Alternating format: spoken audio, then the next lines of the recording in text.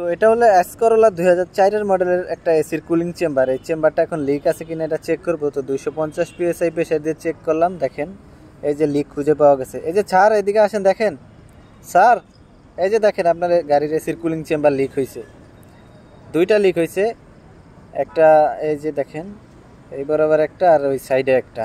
তো আপনার গাড়ির এসির গ্যাস যখন আপনি চার্জ করছেন 15 দিন 1 মাস পর পরই গ্যাসটা কমে গেছে। গ্যাসটা কোন দিক দিয়ে কমে গেছে?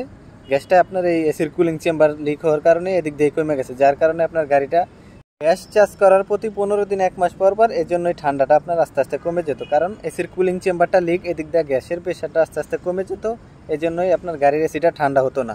তো এখন আমাদের কাছে আসছে, আমরা 250 PSI প্রেশার দিলাম, দেখি প্রেশারটা কমতেছে। তখন আমরা এসির কুলিং চেম্বারটা খুলে আলাদা প্রেশার দিলাম, তখন এই যে পানির ভিতরে চুবানোর পর দেখেন পানির ভিতরে ভুরভুরি বের হয়, এগুলোই হলো লিক।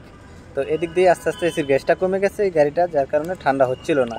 তো এখন আমাদের কাছে আসলে আমরা এখন এসির কুলিং চেম্বারটা খুলে আলাদা প্রেশার দিয়ে পানির ভিতরে যখন চুবাইলাম তখন এই ভুরভুরি উঠলো, লিকটা প্রপারলিভাবে খুঁজে পাওয়া গেল। এই রিলেটেড আপনারা যদি কমপ্লিট ফুল ভিডিও চান তাহলে আমাকে এই ভিডিওতে কমেন্ট করে জানান, তাহলে আমি দেওয়ার চেষ্টা করব। তো কমপ্লিট গাড়ির এসি সিস্টেম কিভাবে খুলবেন, কিভাবে লিক খুঁজে পাবেন, কিভাবে চেক করবেন, তো সমস্ত কিছু দেখানোর চেষ্টা করব।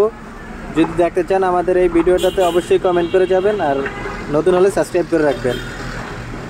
তো আপনাদের বন্ধুদের যদি গাড়ি টাড়ি থাকে তাহলে আমাদের এই ভিডিওটা আপনাদের বন্ধুদের কাছে শেয়ার করে দিতে পারেন, তাতে আমারও উপকার হবে, আপনার বন্ধুদেরও উপকার হতে পারে। Thanks for watching.